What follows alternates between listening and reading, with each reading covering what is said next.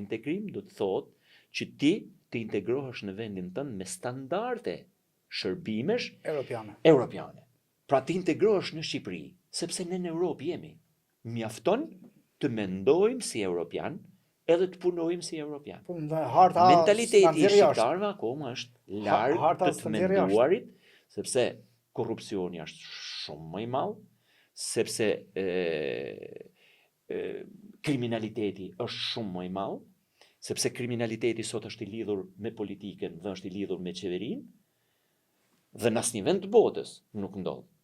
Patjetër që ka krim kudo, dhe ka kriminalitet, dhe ka dhe grupe kriminale, por nuk janë të lidhur me qeverinë, por nuk janë të lidhur me drejtësinë, sepse aty shuhet shpresa e njerëzve.